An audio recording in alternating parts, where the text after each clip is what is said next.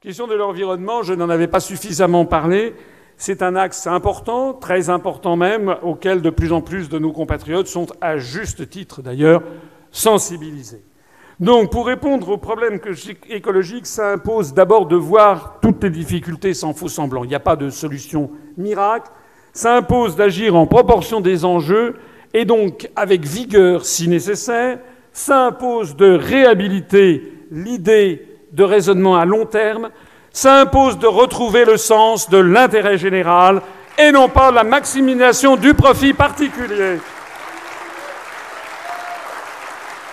Ça impose également de mettre en œuvre, dès que prime l'incertitude, le principe de précaution, tout en refusant de céder au discours catastrophiste. Nous allons nous garder de l'angélisme comme du catastrophisme. L'UPR, fidèle d'ailleurs à ce qu'elle est, c'est-à-dire un mouvement, au fond, de bon sens et de juste milieu, l'UPR prône ainsi une voie d'équilibre et de raison. Conformément à sa volonté de rétablir la démocratie en France, l'UPR associera les Français aux grandes décisions en matière de politique énergétique, en particulier sur la question du nucléaire qui divise et sur laquelle les Français n'ont jamais été consultés. Un grand débat national à l'issue duquel sera organisé un référendum, éventuellement avec plusieurs questions. Je l'avais déjà indiqué en 2011-2012, je le reprogramme, permettra aux Français de s'approprier les enjeux dans toute leur complexité. Moi, je fais confiance à l'intelligence de mes concitoyens. On leur mettra sur la table toutes les conséquences. Et ça sera à eux de décider librement de leur destin collectif. Par ailleurs, des comités consultatifs intégrant dans leur diversité les milieux associatifs et scientifiques guideront les choix, amélioreront la gestion des ressources et des communes. Alors, qu'est-ce que nous aurons comme mesure ? Premièrement, la sortie de l'Union européenne, bien sûr, comme préalable à toute politique écologique. Et pourquoi ? Parce que tout simplement, je rappelle que la sortie de l'Union européenne va nous faire sortir d'un modèle d'ultra-productivisme, d'un modèle de mondialisation dite inévitable, de ce modèle qui consiste à aller faire fabriquer à 15 000 kilomètres le maximum de production. Vous savez qu'il y a eu une course autour du monde avec un catamaran en solitaire qui a eu lieu il y a un mois. Et au cours de cette course, il y a, paraît-il, 6 concurrents qui ont, dans la traversée du Pacifique, heurté des conteneurs qui flottaient à la surface de l'eau. Ça veut dire que les océans sont en train de devenir une poubelle. Le grand océan Pacifique, sillonné en son temps par Cook, Wallis et Bougainville, est en train de devenir une poubelle. Vous savez qu'il y a au nord-est, d'ailleurs, un continent de plastique qui doit faire 1500 km de diamètre, comme une espèce de maelstrom. Ça, ce sont les produits fatals de la mondialisation prétendument inévitable, parce que vous ne pouvez pas faire impunément fabriquer le maximum de produits à 15 000 km de là où vous habitez, parce que vous bénéficiez de conditions environnementales qui sont... Il n'y a aucune norme environnementale ou peu s'en faut. Vous avez des consommations d'énergie extrêmement polluantes.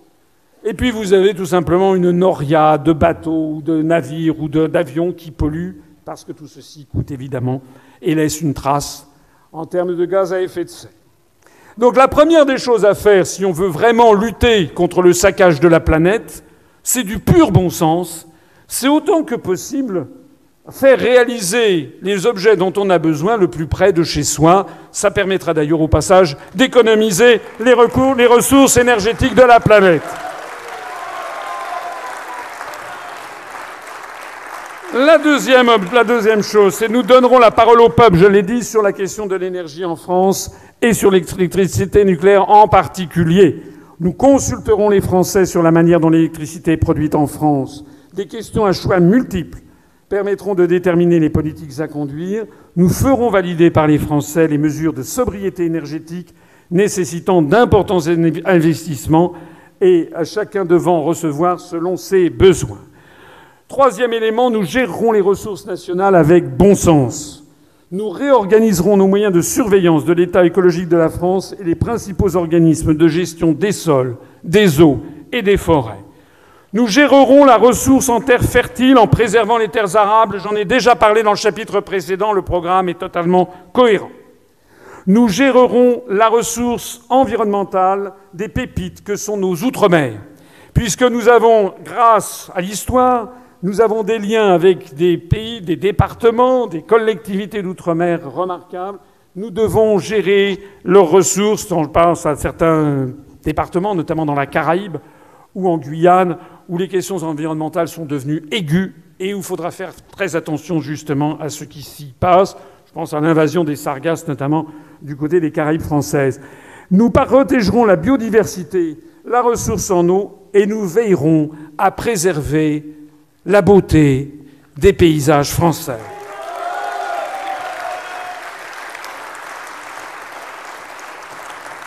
Et puis nous mettrons à profit les services écosystémiques dans la construction, l'organisation du territoire et le paysage.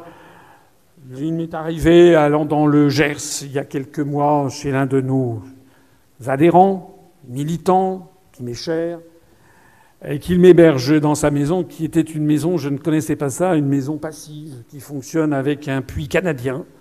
Et j'ai été, j'avoue, assez surpris, dans cette maison où il n'y a pas un seul instrument de chauffage, de constater qu'il faisait moins 4 degrés dehors et qu'il faisait sans aucun chauffage.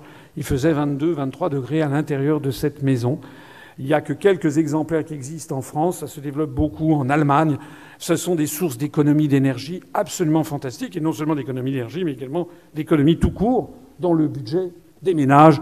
Il faut absolument aller vers ce genre d'organisation et notamment de construction au XXIe siècle.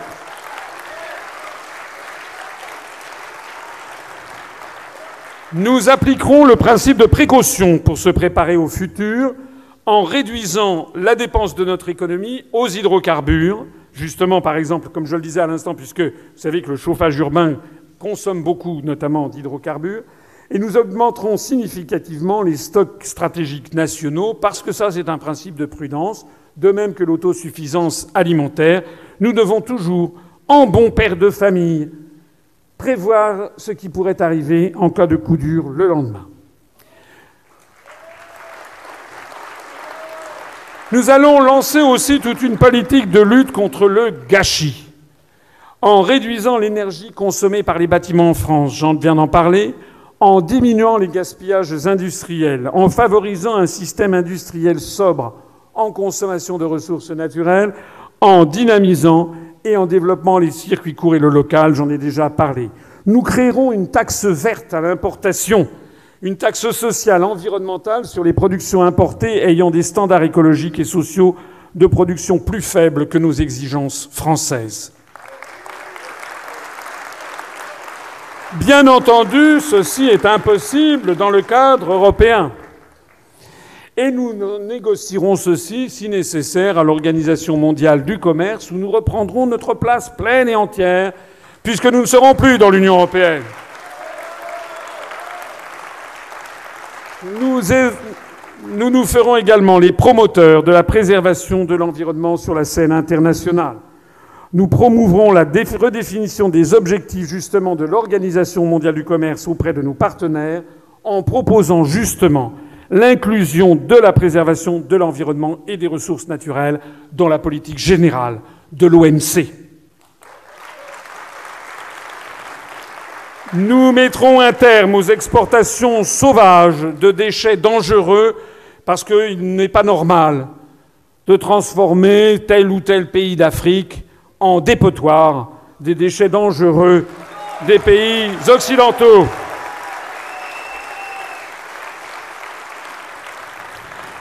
Et puis nous veillerons à protéger la santé mondiale par des initiatives à l'Organisation des Nations Unies pour la réduction des antibiotiques dans l'agriculture et des perturbateurs endocriniens.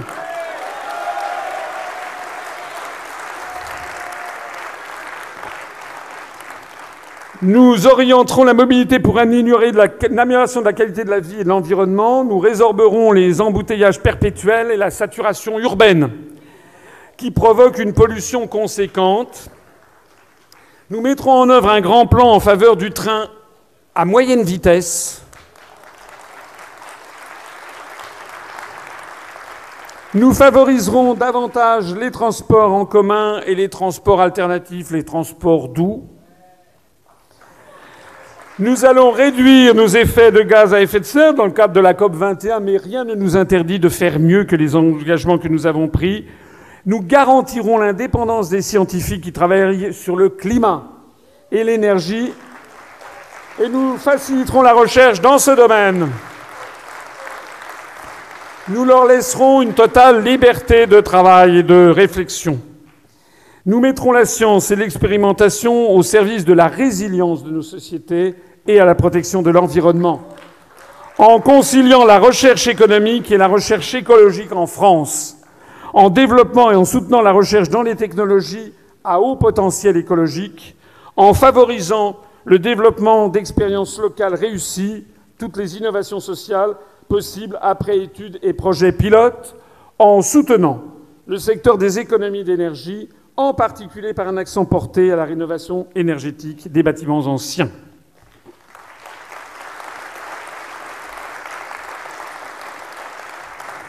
Nous améliorerons le tri sélectif et soutiendrons le secteur du recyclage des déchets.